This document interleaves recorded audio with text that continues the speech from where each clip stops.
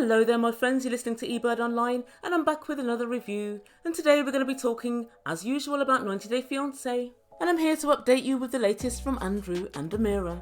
We've seen many things before on 90 Day Fiancé, but this particular storyline has me agog, and I think it's safe to say Andrew is quite literally straight up a clown. And guys, you know the E-Bird, I usually give my little criticisms all dressed up as witticisms, but today I'm not going to bother, I'm simply going to rip Andrew a new a-hole. And just before we begin, if you're new here, please consider subscribing to my channel. It's a fantastic time over here. And if you're already subscribed and you've been with me for a while, thank you so much for your support. But please don't forget to hit the like button. So this is 90 Day Fiancé, Season 8, Episode 6, The Real You. And without further ado, I give you Amira and Andrew. And honestly guys, I don't know where to start with this torrid tale.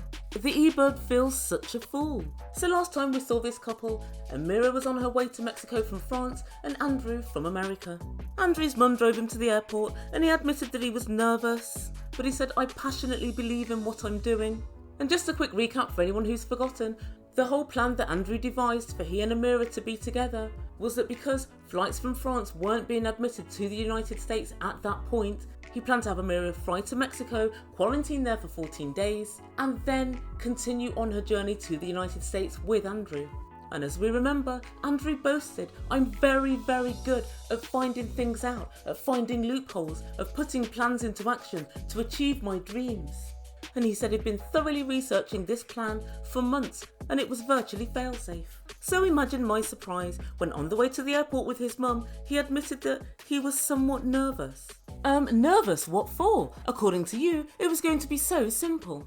And according to Amira, you cajoled her into doing it on that basis. You told her loads of people have done it before and they never have any problems.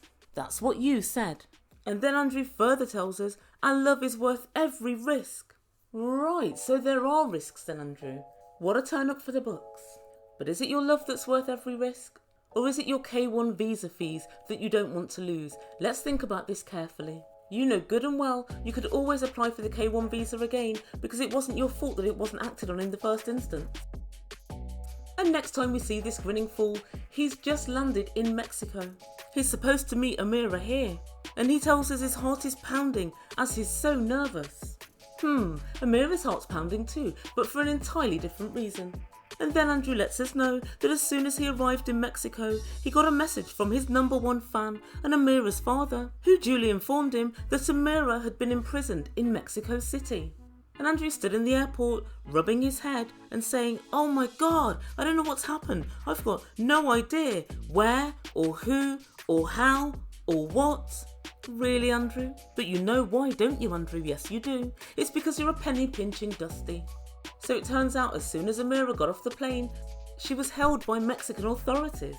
And now nobody knows where she is at all. Should we be worried?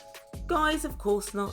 My money's on Andrew to get her out straight away because I can remember a couple of episodes ago when he said he's very, very good at finding loopholes and very good at obtaining information. So yep, my money's on Andrew. But luckily for once, I don't have much money. So Andrew sits outside of the airport on the curb and tells us, "I've really got no idea what's going on." Guys, he's completely getting on my nerves now. All of a sudden, he's playing victim. "Andrew, this is your plan." And then Andrew says, "I've got really no idea what's going on." Really? No idea? Oh Lord, let me break it down for Andrew. Andrew, a pandemic is a worldwide spread of a new disease, and currently we're in the grip of one such disease. It's called COVID. In a desperate bid not to spread the disease, governments have seen fit to place travel restrictions on many different countries worldwide. You, Andrew, have seen fit to contravene these travel restrictions and as such have been stopped in your tracks. Comprendez-vous? Did I miss anything out? Are we clear now? This poor girl is Lord knows where because of you and your lack of understanding. And then he said something which finally broke the tension. And it gave E-Bird a good little chuckle. He said, "I've looked into the French embassy and it seems they're closed. They don't open on weekends." The French barely open in the week. They're famed worldwide for it. They have about 8 weeks a year holiday. And you'll be very, very lucky to catch that embassy open if there's an R in the month, Andrew. Think about that. Put that in your pipe and smoke it. They're not open. Of course they're not bloody open. And really, if you're doing something so dodgy, why fly on a weekend? Wouldn't you fly in the week? Unreal. Andrew decides to go to the hotel, as well he might. He's got double the welcome margaritas to drink. On the way there in a taxi, Andrew tells us he's done a lot of research into this. Really? What search terms did you use, Andrew? I'd be real interested to know. Successful travel from Mexico to the US. K1 quarantine success stories. How to scale and climb walls.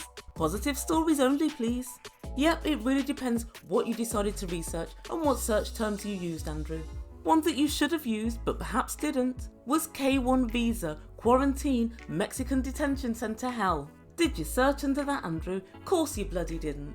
And suddenly, Andrew's gone all narrow. Suddenly he's lacking in leads, lacking in confidence, and lacking in his ability to find out where she is.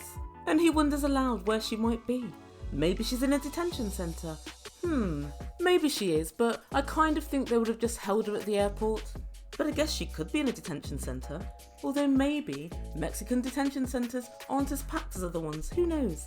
If you think about it logically, do Mexico have loads and loads of migrants going to work there? I've never been, I don't know. Let's look on the bright side, maybe, just maybe, she's got the whole gaff to herself. She'll take breakfast in the holding cell. She'll have lunch al fresco, out on the exercise yard. And she'll supper in the interrogation room. Guys, I'm only laughing because I don't think that any harm has come to her. I just don't think that TLC would show this whole storyline if anything really bad happened to her. I'm going to go away and do a tiny bit of research on Mexican detention centres to see what I can find. Guys, oh dear, I'm back. Whew, they don't look ideal. Here's a picture of one such detention centre. They seem absolutely awful. So from what I'm reading, loads of people try to get into Mexico and they use that as a gateway to get into the United States. So in fact, Mexico has loads and loads of illegal immigrants. And the detention centres there are packed to the rafters. Honestly, the Ebird really is a sucker. I mean, considering that Andrew's life does seem to have been, previously untroubled by success, I had every faith in him that he knew what he was doing when he embarked on this scheme. I thought he knew what he was doing. I thought, good on him, he's making money moves. But I gotta admit, he had me every bit as fooled as Amira. Andrew's nothing but a simpleton. I'm going to tell you a very quick story, although this might not make the edit, we'll see. But myself and Mr. Ebird went to Egypt, I think last March, mid-March I think it was. It had been booked for quite a while and it wasn't a cheap holiday. And we kind of imagined that we would get a refund on our tickets and on our holiday because we were no longer allowed to go, but there were no travel restrictions in the UK at that point, and we were just allowed to go. So yeah, right, salient point. I don't know if I mentioned it, I think I kind of did. Both of us caught COVID very early on. We had it at the start of February. So we're in Portugal and we basically had to stay in Portugal for about 2 weeks because we were too ill to actually travel home. So bear in mind the fact that we've already had COVID, we already aren't worried about it at all. Before we went to Egypt, I had 1, bulletproof travel insurance, 2, the number for the British Embassy in Cairo in case it came on top, and 3, the contact email for the High Commissioner's office. And that was just going on a 2-week holiday, where the only place I need to get back to is my own home country. So when I wax lyrical about Andrew should have had a contingency plan, he really should have done. I know I did. And surprise, surprise, it ended up we had to get airlifted out. And it was only actually a couple of days before the end of our holiday. But we were prepared. So yeah, there's that. Andrew should have been better prepared. And all of this happened before there were any travel restrictions at all in the UK, or in Egypt. And we'd already had COVID. Anyway, next time we see Andrew, he's in the hotel room, and I'm very underwhelmed by this room. It looks like the kind of room that's seen rather too much action at spring break. And I certainly wouldn't describe it as a room fit for a 2-week quarantine stay. Remember this, they're not allowed to leave their room whilst they're quarantining. It doesn't look particularly comfortable. And yet again, Andrew's on his mobile. Hello? Anybody habla English? And it seems that he's speaking in broken Spanish to whoever will listen to him, and they're just hanging up the phone on him. He's called the airport, the detention centre, and the airline. He doesn't know what else to do. So next time we see Andrew, his mum and his sister ring, and when Andrew tells them what happened, they seem fake surprised. Did they say why they've taken her? And he said no. Again, Andrew, you freaking know why. And then his sister said, well, you're just going to have to let it play out. Let it play out? Really? Is that all the help that you two are? Poor Andrew. Sometimes people are just a product of their environment. Let it play out. If that was my brother, I'd be on the phone immediately, raising hell. And next time we see him is, guess where? In the hotel room still. And then Andrew tells us with a very worried look on his face that Amira's father has called. And he's very, very worried. And Andrew said he wants answers just as much as Amira's father does. Not true. Her father wants answers from you, Andrew. Namely, why did you convince my daughter to travel in a global pandemic? Why did you give her an ultimatum? That's what he wants to know. Answers on a postcard. And so Andrew sits down to FaceTime Amira's father. And guys, what I heard next was possibly one of the funniest statements I've ever heard on 90 Day Fiancé. And I can laugh so much about this because I'm quite sure, as I said earlier, that Amira is fine. But Andrew said, there's a possibility that her dad will blame me for this.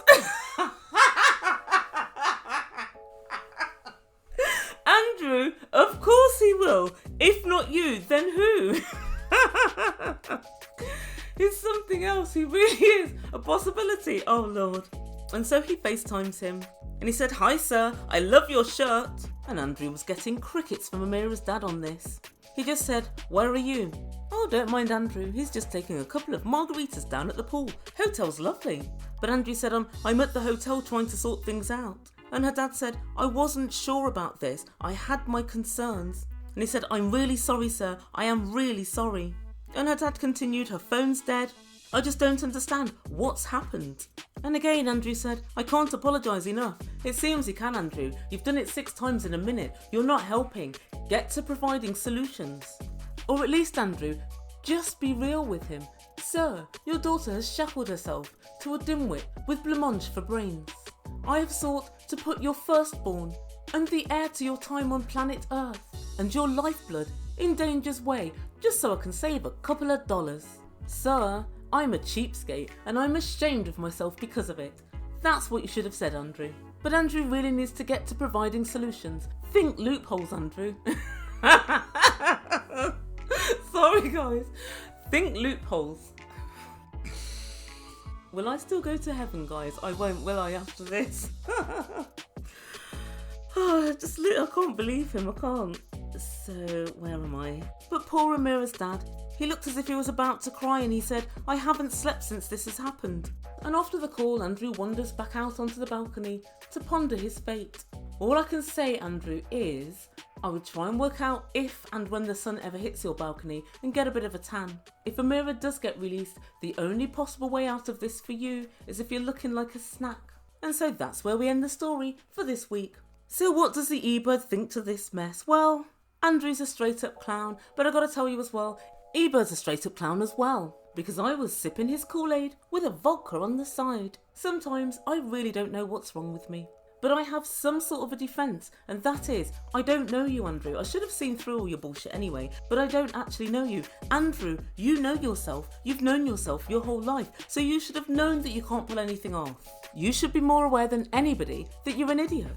And he moans, I created all these plans and all this stuff, but there's no way I can plan around what's going on with Amira at the moment. Andrew, yes, you could have planned around it, and yes, you could plan around it now. What would I do? I'd go to hotel reception and I'd hand Maria a $50 note and I'd tell her, please help me. Can you please, using your fluent Spanish, call the airport, call the airline and call the local detention centre.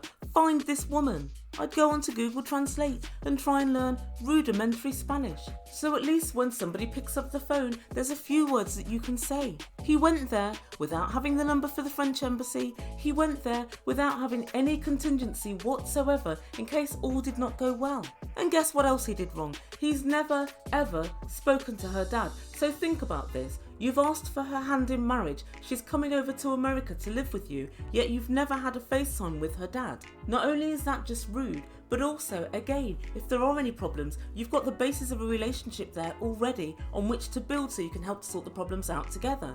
and if and when Andrew does finally speak to his ex-fiancée, he needs to unreservedly apologise for this whole fiasco. And all I can say today is the Ebird is as big an idiot for believing him.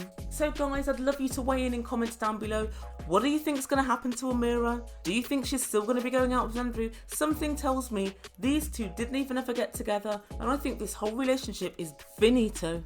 Also, do you think that Andrew researched it thoroughly? I'm very much doubting that he did now, very much doubting. And my final question is, was anybody else taken in by what Andrew was saying, or is it just foolish Ebird that read the book and had the t-shirt? So let me know in comments down below, and I'll be back very soon with another video. Very quickly, please don't forget to make Ebird a happy Ebird, and press that red button, subscribe to my channel, and don't forget to press the like button. Thank you so much for listening guys, thank you so much for all your support. You've been listening to Ebird Online, and I bid you good day.